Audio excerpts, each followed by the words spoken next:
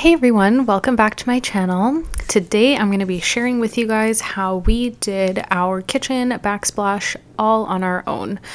I'm going to have step-by-step instructions on what we did to achieve this backsplash that you see right here.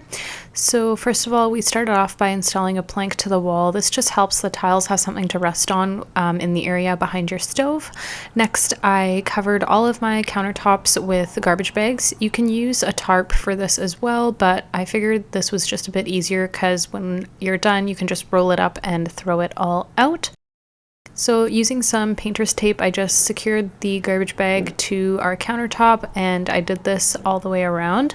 When you're taping your garbage bag, just make sure that you're creating a really nice straight line where your wall and countertop meet. You don't want the tape too close to the wall though, because you have to remember that once the tile is on the wall, it is going to be jutting out of your wall a little bit and you won't be able to remove the tape. So I would suggest leaving about 1/4 inch of space between the tape and the wall along your countertop. So when that's all done, you guys can go ahead and start your first row. We decided that it would be easier to apply the tile adhesive directly to the tile just for the first row because it is a little bit harder to spread tile adhesive so close to your countertop. So we went ahead and applied it to each tile and started laying them on the wall. And then in between each tile, we made sure that we had a spacer in place so that you get that nice, even, clean grout line.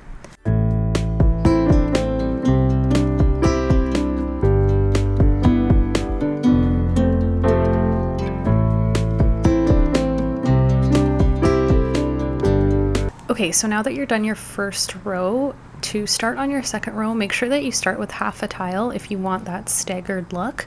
So we just made a marking exactly in the middle of our tile and used the hand tile cutter to snap it in half. Next, we're going to start applying the tile adhesive directly to the wall. I would suggest working in small areas because this does dry, and once it's dried, it's a little bit of a nightmare to get even again so that your tiles lay flat on your wall. We decided to work upwards here just to make sure that we knew what we were doing around the outlet, and if we had to make any cuts that we could do them right now. And now we're just moving on to that right hand portion where I think we really got the hang of things here, and I applied a lot of tile adhesive because I knew that I could just lay full tiles down without worrying about any special cuts. Also, just a quick side note here, make sure when you're applying your spacers that you're not just putting them on the left and right sides of your tile, but you're also putting them above and below so that you get the horizontal and vertical grout lines that you want.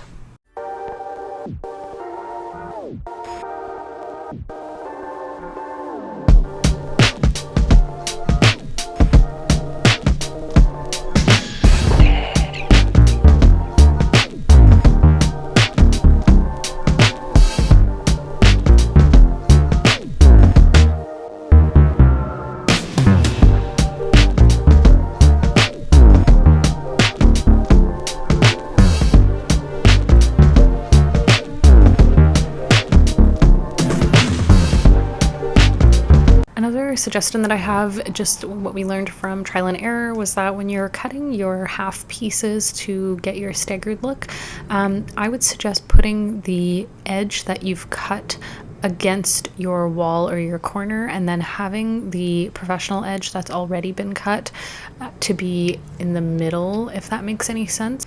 This basically just gives you a cleaner grout line because the edge that you've cut may not be as straight as the finish side.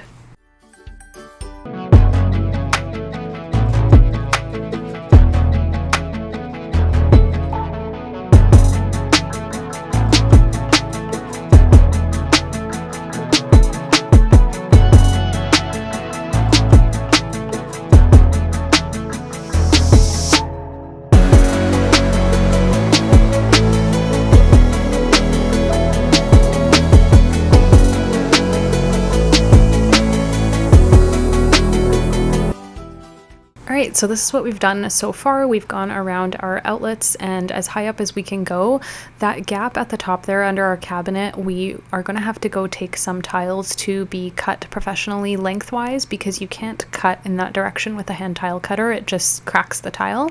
So we're going to let all of this dry now, and we are going to take some tiles tomorrow morning to a hardware store so they can cut them with a wet saw. Now on to tomorrow morning.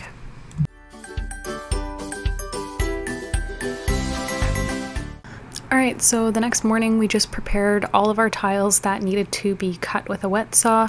We have made a list of what we need with the exact measurements, and on each tile we've actually marked them off with Sharpie. So the part that's scribbled out there is the part that needs to be taken off, and we are going to go and head to Rona, which is our local hardware store.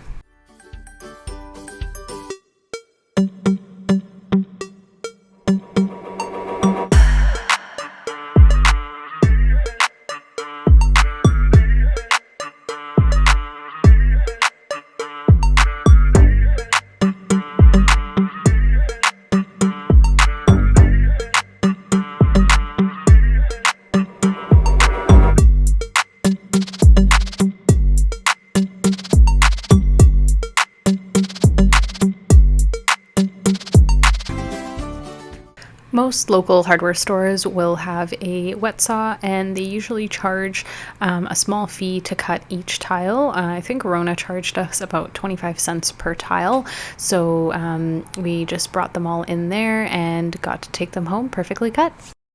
So we came back home and applied the remaining tiles, and then we started pulling out the spacers from the tiles that we had laid in the night before so we could start grouting.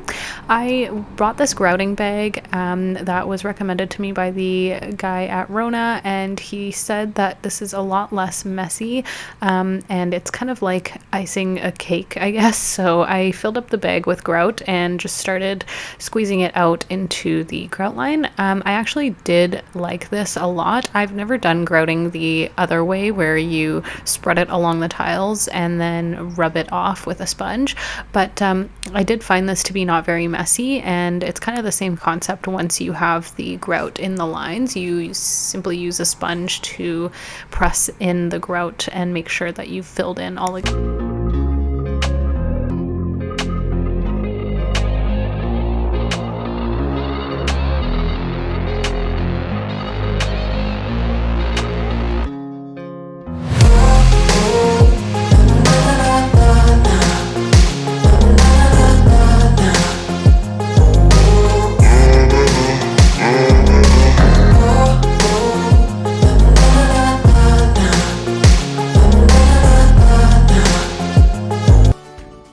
My last tip would be that when you're looking around for a sponge, try to find a sponge that is square and has sharp corners instead of the rounded sponges. We had one of the square sponges come with our grout, and we found it to work a lot better just because you can use the corners to really clean out the grout close to your countertop and your cabinets.